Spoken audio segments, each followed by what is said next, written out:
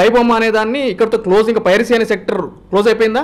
లేదుగా, మళ్ళీ ఐబొమ్మ 2 అని చెప్పి మళ్ళీ ఓపెన్ అయింది. మూవీస్ కూడా ఆల్రెడీ చూస్తున్నారు కదా. ఇంకొకటి అదేంటండి మరి అంత పెద్ద పెద్ద మాటలు మాట్లాడారు కదండి. అంత కాదు ఇంతకు మా తెలంగాణ పోలీస్ మాకు ఛాలెంజ్ చేసిన అరెస్ట్ చేసామని చెప్పని సివి ఆనంద్ గారు కూడా నిన్నటి వరకు కూడా ఒక వర్షన్ ఉంది. 2 రోజుల క్రితం మీరు చూసే ఉంటారు పేపర్లో. అంటే ఒక్కడిని అరెస్ట్ చేసినంత మాత్రం ఇది జరిగిపోదు అని చెప్పని. అంటే పబ్లిక్ యొక్క నేరేషన్ బట్టి ఇన్వెస్టిగేషన్ ఆఫీసర్ మైండ్ సెట్ మారిపోతుంది అని అంటే కనుక ఇక్కడే క్లియర్గా బహిర్గతం అవుతుంది కదండి. ఈరోజు డేట్ నోట్ చేసుకోండి మీరు క్యాలెండర్లో. నేను చెప్తున్నాను, ఒక 1 ఇయర్ తర్వాత, 2 ఇయర్స్ తర్వాత, 3 ఇయర్స్ తర్వాత ఐబొమ్మ అనే రవి మీద నమోదైన ఏదైతే కనుక ఈ కేసు ఉందో ఆ కేసు కొట్టివేయబడింది అని చెప్పని మళ్ళీ మీరు న్యూస్లో వేస్తారు. నేను చెప్తున్నా కదా ఇంత ఓపెన్గా, ఇది స్టోర్ చేసి పెట్టండి మీ డేటాలో. ఇప్పుడు మీరు అన్నట్టు అక్కడ సెంట్రల్ గవర్నమెంట్ నుంచి పర్మిషన్ తెచ్చుకొని ఆ ప్రాసెస్లో కనుక వెళ్ళినట్లయితే శిక్ష పడే అవకాశం ఉంటుంది కదా? ఉండదండి, అయినా ఉండదు. ఎందుకు ఉండదు అని అంటే కనుక కాదండి, చీటింగ్ అనే ఒక సెక్షన్ ఉందండి. ఎవరిని చీట్ చేశాడు? చీటింగ్ అంటే ఏంటి?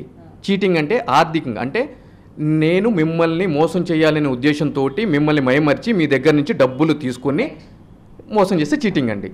రవి ఎవరి దగ్గర డబ్బులు తీసుకున్నాడండి? చీటింగ్ ఎక్కడ ఉందో దాంట్లో. బెట్టింగ్ యాప్స్ కూడా అందులో ఇన్వాల్వ్ అయి ఉన్నాయి కదా. బెట్టింగ్ యాప్స్ కూడా ఆయన ప్రమోట్ చేస్తూ ఉన్నారు కాబట్టి ఇది కూడా వన్ ఆఫ్ ద బలమైన కేసు అయ్యే అవకాశం ఉంది కదా. Point to be noted. Betting app section 3 and 4 gaming act ఎక్కడ ఉందండి దాంట్లో? మరి ఆ సెక్షన్ పెట్టలేదు కదా.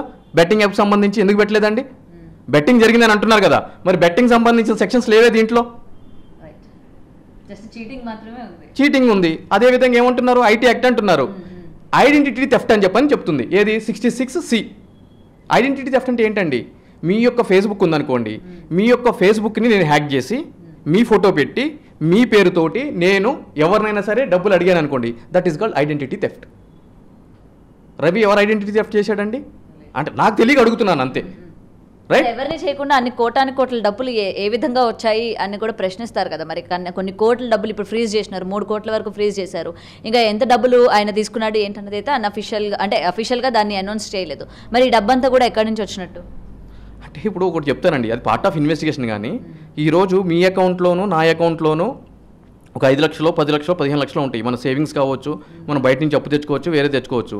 ఈరోజు సుంకర్ నరేష్ అనేటోడు ఎక్కువగా మాట్లాడుతున్నాడు అని చెప్పని నన్ను తీసుకుని వచ్చి ఈ ఐబొమ్మ రవి ఎవడో కాదు, ఈ సుంకర్ నరేష్ గాడికి బినామీ అని చెప్పని వీడి అకౌంట్ 5 లక్షలు దొరికినాయి అని చెప్పి మూసేస్తే రేపు మళ్ళీ మీరే వేరే దగ్గర మైకి పెట్టి సుంకర్ నరేష్ సంబంధం ఉందని చెప్తారు కదండి.